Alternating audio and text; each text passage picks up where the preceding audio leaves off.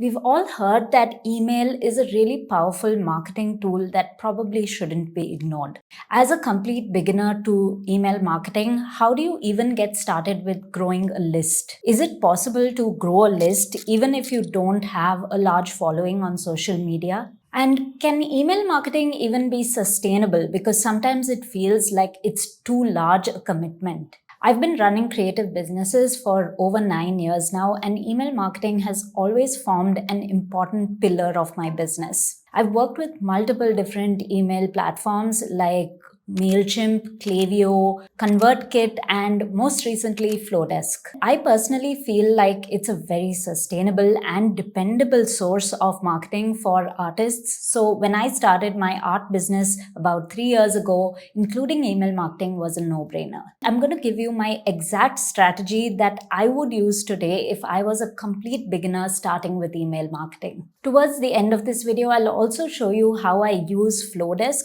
to build really beautiful landing pages for my lead magnets. So make sure you stay tuned for that. Let's first discuss the reasons why I think email marketing can be a really powerful tool for you. Social media, while essential, can also be unreliable and really hard for you to bank on. Also, social media platforms are not directly owned by you, and you don't own the relationship with your audience there. Email marketing, on the other hand, is completely owned by you. Social media algorithms keep changing, and often what we post doesn't even reach our audience, and that's not what we want. I'd recommend checking out my previous video where I went into more detail on this subject. Email marketing, on the other hand, provides a direct line of communication with your audience. There are no middlemen and algorithms, it's just you and your audience. Secondly, email marketing allows for more personalized communication with your audience. You can segment your list and you can send out messages that are targeted to specific segments. This is really not possible on social media. Let's take my own art business as an example. I have two core audience segments that I need to reach through my content. One segment of my audience is interested in learning from me about the business side of art, and the second audience segment is interested in my art itself. So these might be collectors who are interested in purchasing my art or products with my art on them. These are two very different segments that don't really overlap. On social media, some of my posts are targeted to the first segment and some of the posts are targeted to the second segment. But I don't have any control on who sees what. On email marketing, on the other hand, I can actually segment my audience and I can specifically send them messages that they would be interested in, rather than just sending everything to everybody. With the right strategy, you can reach a large number of people at a relatively low cost. Most email service providers offer a free plan that you can start off with, and then your costs tend to increase as your list size grows.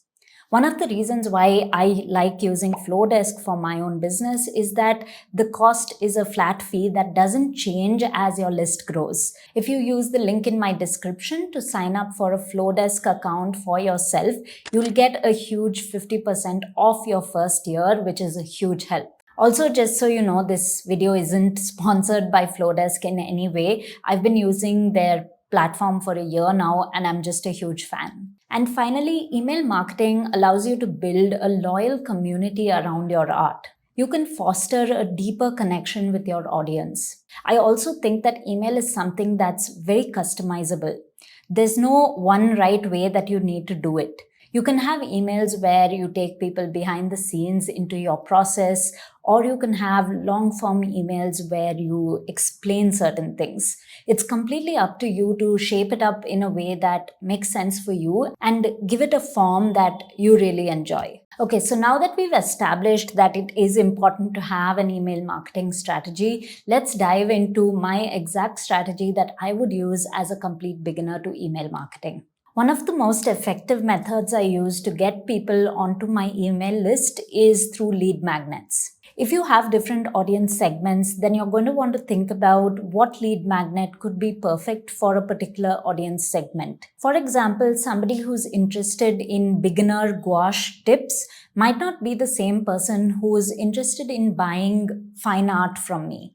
and vice versa. In case you're thinking about lead magnets that you could potentially use, here are a few ideas for you. The first is a beginner insert medium of choice guide. So whatever it is that is your medium of choice that you're really good at, you could create a guide, like a beginner gouache guide, a beginner guide to oil pastels, a beginner techniques for watercolor, any of that. Then you could have a supplies list.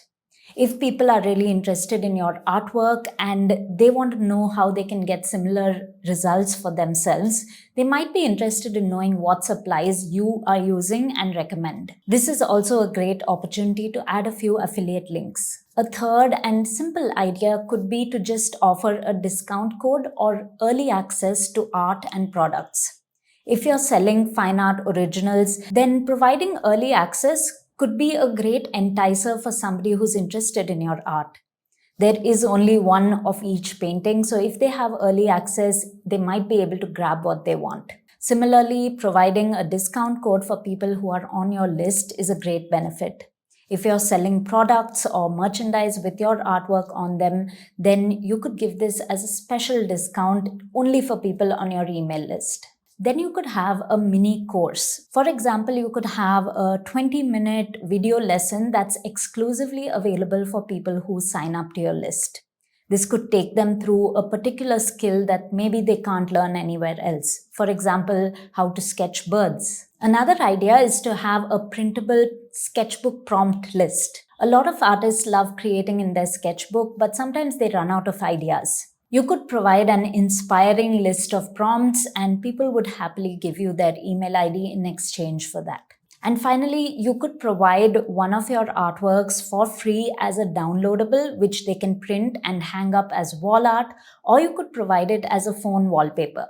By the way, I've added a link in the description to a free resource which is going to take you through multiple different ideas for lead magnets specifically for artists. A lead magnet that teaches you about lead magnets, which is very meta. But anyway, the link is in the description. So once I have a solid lead magnet or freebie through which I'm providing a lot of value and collecting email IDs in response, my next step would be to add a sign-up form to my website. This might seem like a very obvious step, but if you have a website and you're not utilizing a sign-up form, then you might be missing out on an opportunity. Having a website sign-up form allows people to directly express intent in getting to know more about you and your work. I'd recommend using your website as well as the link in bio in your social profiles. Flodesk also provides some beautiful templates for sign-up forms that you can put directly into your social profiles. The next step is once I've started collecting email IDs, I want to make sure they are properly being segmented.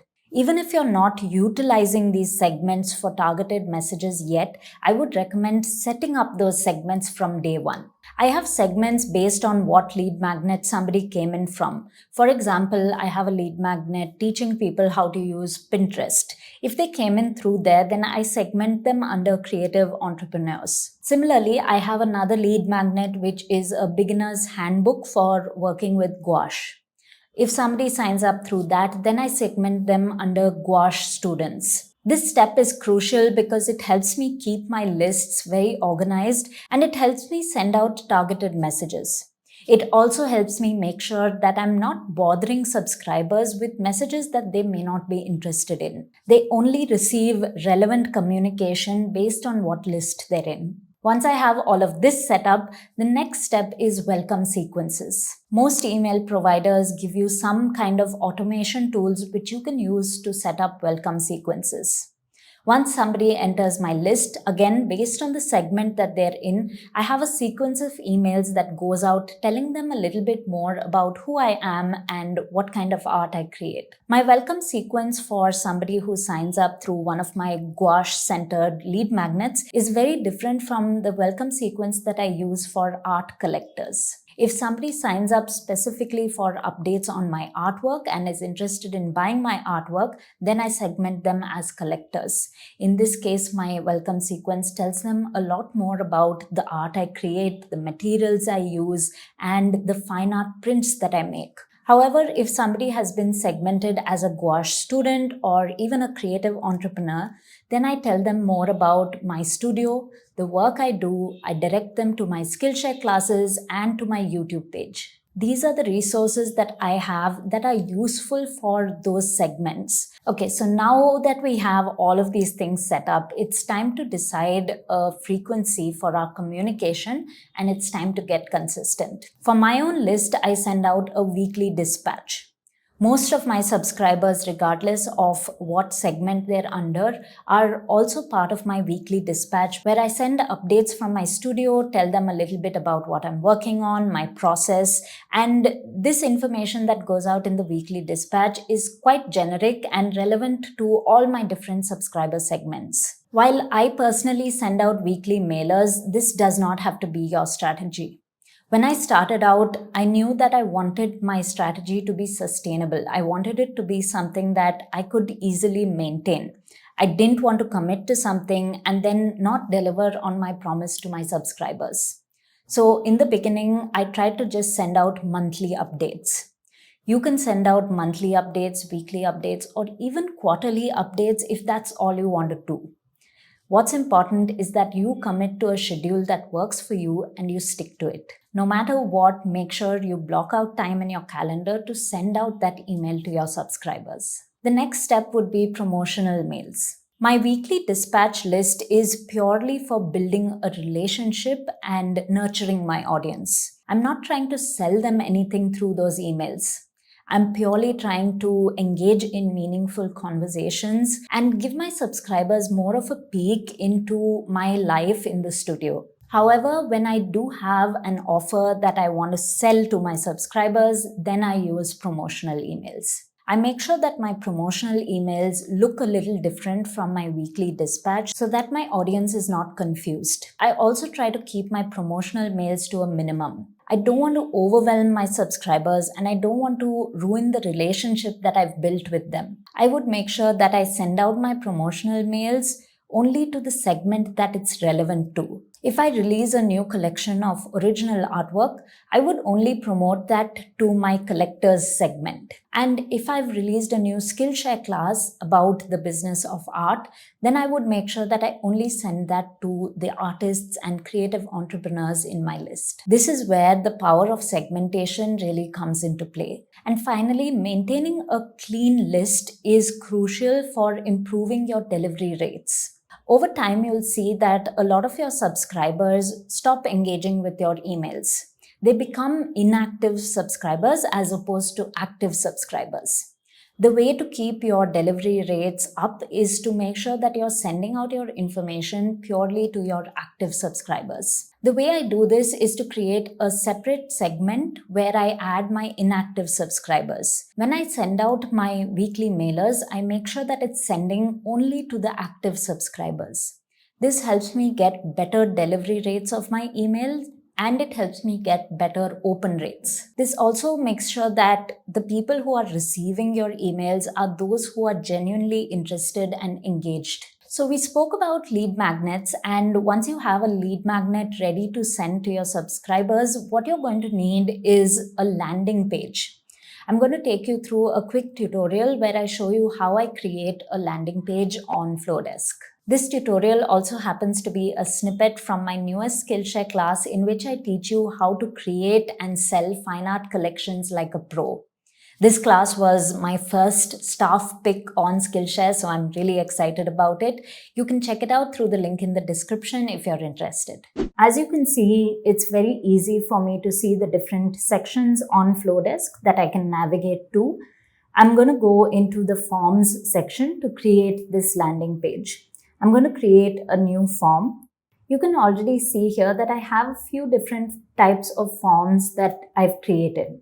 For example, this one is for my collectors club where I offer early access to either my prints or my fine art collections and 20% off prints purchases. So let's now create a new form, and there are all of these different options on the left, but because I want it to be like a landing page that occupies the entire screen, I'm going to say full page. There are some beautiful templates in here and they're all completely customizable. For now, I'm going to pick this one here and hit customize it. Here's where you can decide how you want to sort the subscribers who sign up through this lead magnet. I've already created a whole bunch of segments based on my own business. You can do what works for you. The landing page that I'm going to create is for a lead magnet that I've created that teaches complete beginners how to use Pinterest for their art or creative business. So in this case, I want to sort those subscribers into this creative entrepreneurs segment because these are all people who are interested in converting their art into some sort of a business. So that's the segment I'd want to put them in. So I'm going to hit save. Now all of this is completely customizable. The first thing I'll do is upload the cover image that I want to show here. And what I want to show here is the cover of the actual PDF download that they receive through this sign up. I see that it's getting cropped a little bit, but I'm going to fix that.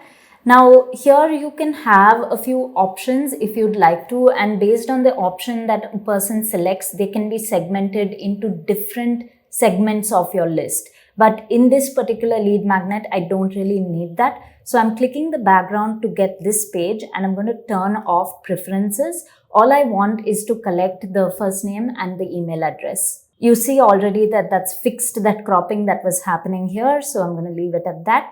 I'm going to change the background color to one of my brand colors. I've inserted all of my brand colors here, so it's very easy for me to pick from that. And then I'm going to type a title and description for this. The next thing I'll do is just change the colors here as well because I still want that to be consistent with my brand. I'll change the text color too. I'll change the button color. As I said, all of this is completely customizable. I prefer to have the font on my buttons a little larger so that it really stands out. And finally, because I prefer to collect the first names of my subscribers so that I can customize my emails with their first name, I make sure I check this as a required field. And that's about it. I can now preview how it looks on mobile.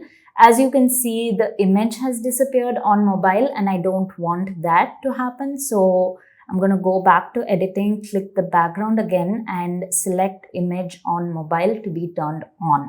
Again, I'll preview it on mobile, and even though this is cropping, I'm still happy with how it looks because it's showing the main text from the image. And that's it. This is ready. Just a few last settings, and you can choose once somebody submits the form whether you want to redirect them to a page where they can download the freebie or you want to just display a success message. Usually I display a success message and then I send the freebie as an automated email that goes once people enter this list. And now we can go back and we can see that the form is ready here. You can choose share page link and you can copy the link and you can share it wherever you'd like to. You can also just test it out to make sure it's working. And I always recommend entering your own name and email address to make sure everything's working the way you want it. If you're fed up of putting a lot of work into social media and getting no results in return, then email marketing is of course a great option. But there is another option. In this video right here, I take you through how I grew my Pinterest account from 0 to 30,000 views per month. Thank you so much for watching, and if you have any further questions, please drop them in the comments below. I'll see you next time. Bye.